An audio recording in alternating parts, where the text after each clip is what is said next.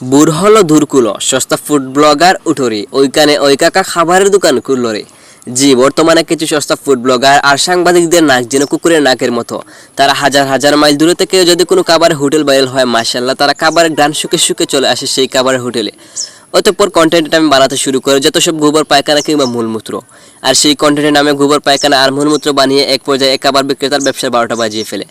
এভাবে চলতে থাকে এক দোকান থেকে আরেক দোকানে কন্টেন্টের নামে গু তৈরির প্রক্রিয়া। এইসব সস্তা ফুড ব্লগারদের নিয়ে বিস্তারিত কোন রিপোর্টার রাফসান দা বড় ভাই রিপোর্টে। এখানে আজ এই দোকানে ভালো খাবার বিক্রি করতে গিয়ে ভাইরাল হয়েছে, আবার কাল অন্য রেস্টুরেন্ট কাচ্ছিতে খাসির পরিবর্তে কুত্তা দিয়ে ভাইরাল হয়ে যাচ্ছে, আবার পরশু আরেক দোকানি রাস্তাঘাটে দাঁড়িয়ে পরোটা বিক্রি করতে গিয়ে ভাইরাল হয়েছে, এরপর দিন ঝালমুড়ি বিক্রি করতে গিয়ে ভাইরাল হয়েছে।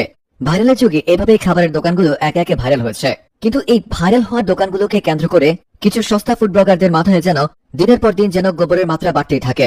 বিজ্ঞানী হ্যামিল্টন নাসিমেন্টো ধারণা করছেন, সস্তা সেই ফুড ব্লগার এবং সস্তা সাংবাদিকদের নাক যেন গোয়েন্দা বিভাগের সেই কুকুরের চেয়েও অত্যাধিক শক্তিশালী, যে কারণে দেশের এই প্রান্তে যদি কেউ খাবারের হোটেল নিয়ে কিংবা খাবার নিয়ে ভাইরাল হয়, মাশাআল্লাহ সেই খাবারের গ্রানে সেই সমস্ত সস্তা ফুড ব্লগার এবং সাংবাদিকরা সস্তা কন্টেন্ট ক্রিয়েশনের জন্য ভিড় জমায় ওই দোকানে। অতঃপর যে যেভাবে পারে ওই খাবারের দোকানিকে কাজে লাগিয়ে কেউ বানায় গু, কেউ বানায় পায়খানা, কেউ বানায় গোবর, কেউ বানায় মলমূত্র, তারপর ফেসবুকে আপলোড করে দেয়।